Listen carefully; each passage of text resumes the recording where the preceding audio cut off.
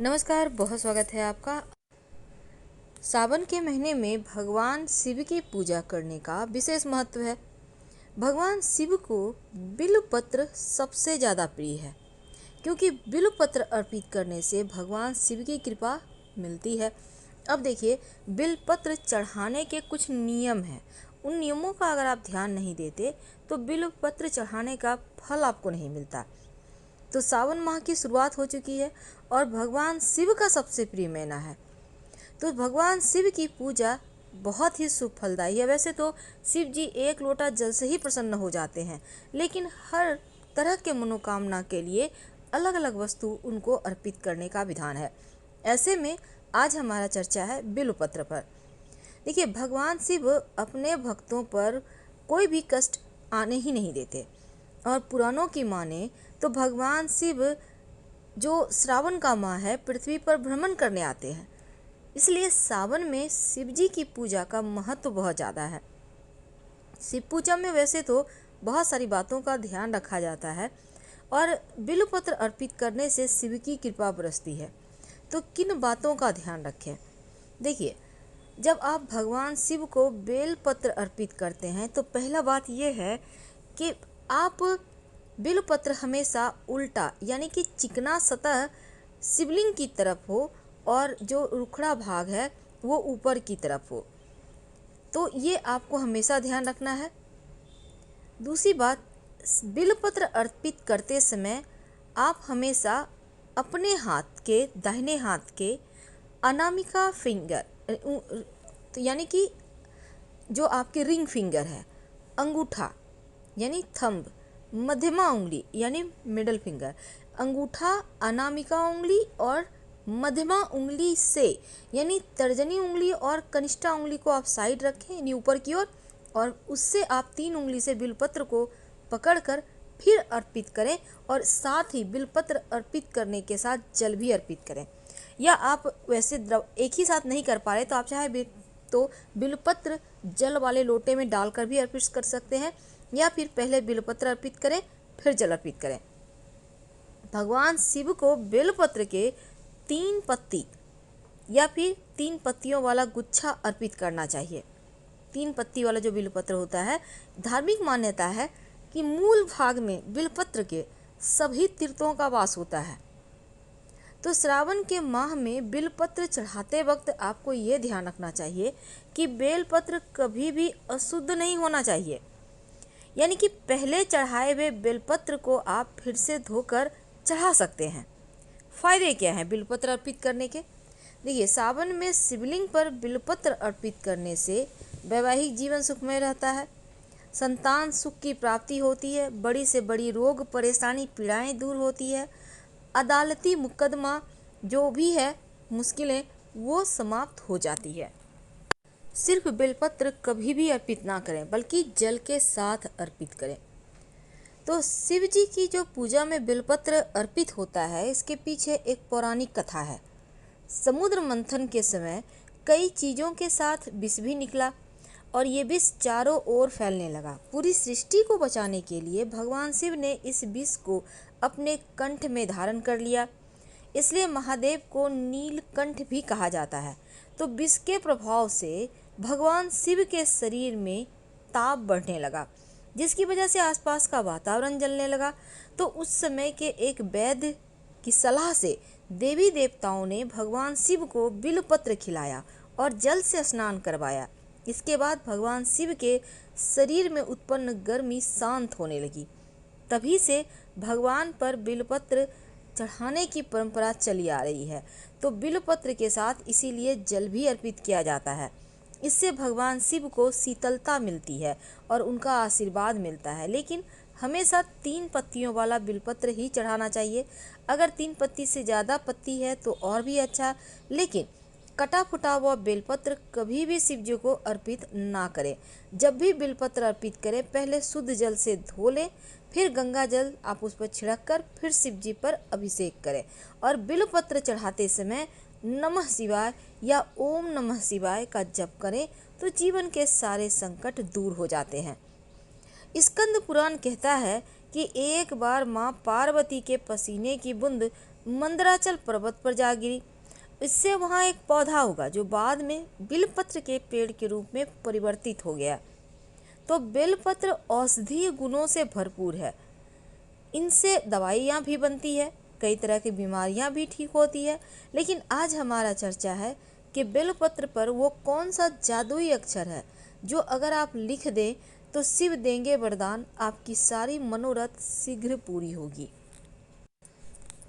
तो एक बार नारद जी ने भगवान भोलेनाथ की स्तुति की और पूछा, प्रभु आपको प्रसन्न करने के लिए सबसे उत्तम और सुलभ साधन क्या है? हे त्रिलोकीनाथ, आप तो निर्विकार और निष्काम हैं, आप सहज ही प्रसन्न हो जाते हैं। फिर भी मेरी जानने की इच्छा है कि आपको सबसे ज़्यादा क्या प्रिय है। तो नारद जी की जिज्ञासा को देखते हुए भगवान शिव ने कहा, नारद वैसे तो मुझे भक्त के भाव सबसे प्रिय है, लेकिन फिर भी आपने पूछा है तो मैं उत्तर जरूर दूंगा। मुझे जल के साथ साथ बिलपत्र बहुत प्रिय है और जो लोग अखंड बिलपत्र मुझे श्रद्धा से अर्पित करते हैं मैं उन्हें अपने लोक में स्थान देता हूँ। भगवान का जवाब सुनकर नारद जी महादेव और माँ पार्वती की वंदना कर अपने लोक चले गए। अब नारद जी के प्रस्थान के बाद माँ पार्वती ने भगवान शिव से पूछा, हे प्रभु मेरी यह जानने की बड़ी उत्कृष्ट इच्छा हो रही है कि आपको बिल्वपत्र इतनी प्रिय क्यों है, कृपा करके मेरी जिज्ञासा शांत करें। तब शिव जी कहते हैं, हे शिवे, बिल्व के पत्ते मेरी जटा के समान हैं। उसका त्रिपत्र यानी 3 पत्ते ऋग्वेद, यजुर्वेद और सामवेद हैं। शाखाएं समस्त शास्त्र का स्वरूप है। बिल्व वृक्ष को आप पृथ्वी का कल्प वृक्ष समझिए और ब्रह्मा विष्णु शिव स्वरूप है। हे पार्वती, स्वयं महालक्ष्मी ने शैल पर्वत पर बिल्व वृक्ष के रूप में जन्म लिया था और इस कारण भी बेल का वृक्ष मेरे लिए अति प्रिय है। महालक्ष्मी ने बिल्व का रूप धरा, यह सुनकर माँ पार्वती कौतूहल में पड़ गई। माँ पार्वती कौतूहल से उपजी अपनी जिज्ञासा को रोक न पाई और उन्होंने पूछा कि देवी लक्ष्मी ने आखिर बिल्व वृक्ष का रूप क्यों लिया, आप यह कथा विस्तार से बताएं। फिर भोलेनाथ ने देवी पार्वती को कथा सुनानी शुरू की। महादेव ने कहा कि हे देवी, सतयुग में ज्योति रूप में मेरे अंश का रामेश्वर लिंग था। ब्रह्मा आदि देवों ने उसका विधिवत पूजा अर्चना किया और इसका परिणाम यह हुआ कि मेरे अनुग्रह से वाणी देवी सबकी प्रिया हो गई और भगवान विष्णु को सतत प्रिय हो गई। मेरे प्रभाव से भगवान केशव के मन में वाग देवी के लिए जितनी प्रीति उपजी थी वह स्वयं लक्ष्मी को नहीं भाई। अब लक्ष्मी देवी का श्रीहरि के प्रति मन में कुछ दुर्भाव पैदा हो गया और वह चिंतित और रुष्ट होकर चुपचाप परम उत्तम श्रीशैल पर्वत पर चली गई और वहां उन्होंने घोर तप करने का निर्णय लिया। उत्तम स्थान चयन करने लगी तो महालक्ष्मी ने उत्तम स्थान निश्चय करके मेरे लिंग विग्रह की उग्र तपस्या प्रारंभ कर दी और उनकी कठोरतम होती तपस्या जा रही थी। यह हे परमेश्वरी, कुछ समय बाद महालक्ष्मी जी ने मेरे लिंग विग्रह से थोड़ा ऊर्ध्व में एक वृक्ष का रूप धारण कर लिया और अपने पत्तों पुष्पों द्वारा निरंतर मेरी पूजन करने लगी। इस तरह महालक्ष्मी ने कोटि वर्ष तक घोर आराधना की।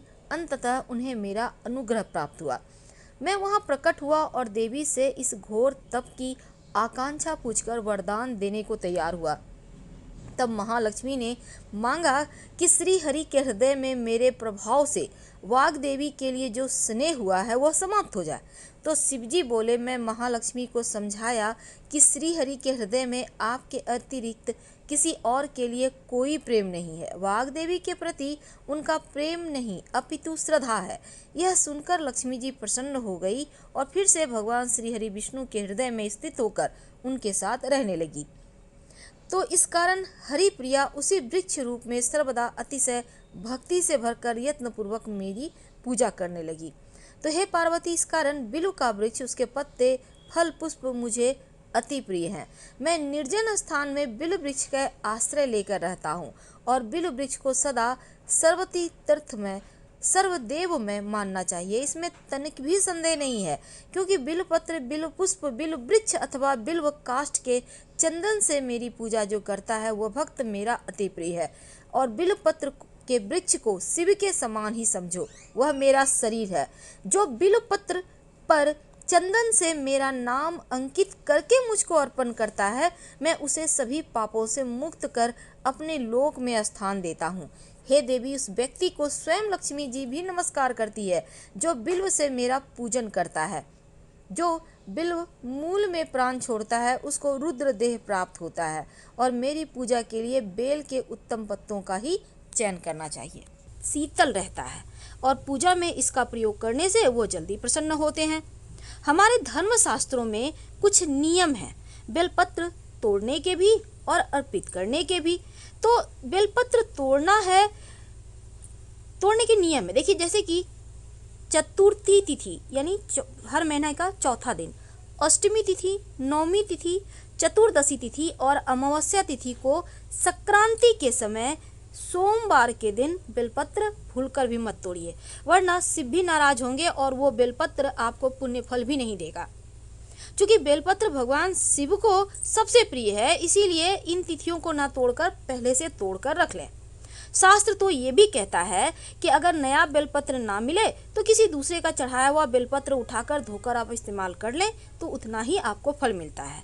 अब जो बेलपत्र हैं, टहनी से चुन चुन कर सिर्फ बेलपत्र ही तोड़िएगा, कभी भी पूरी टहनी मत तोड़िएगा। यानी कि आपने देखा होगा टहनी में थोड़ा सा मूठ होता है, गांठ टाइप का मोटा सा, उसको हटा देना है आपको तोड़कर बहुत सावधानी से। और बेलपत्र तोड़ने से पहले और बाद में वृक्ष को प्रणाम जरूर करें, क्योंकि महादेव यानी शिव जी को जो बेलपत्र है वो हमेशा उल्टा ही अर्पित किए जाते हैं। यानी जो पत्ता है उसका चिकना भाग शिवलिंग के ऊपर रहेगा।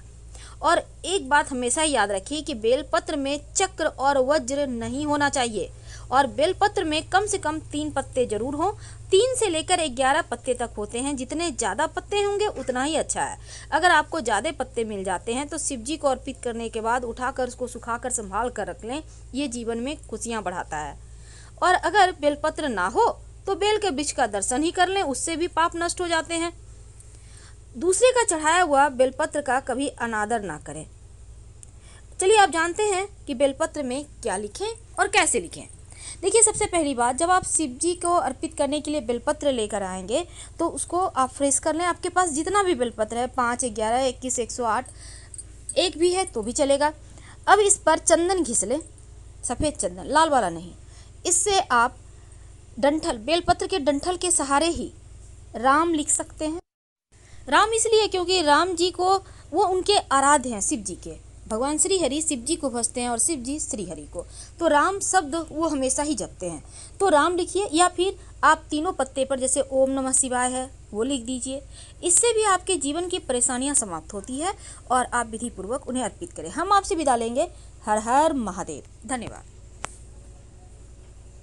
आप बहुत कष्ट है, कर्जा भी बढ़ गया, तकलीफें भी बढ़ गई, बहुत दुख भी बढ़ रहा है, कहीं परिवार सही नहीं चल रहा है, तो प्रयास करते रहा करो।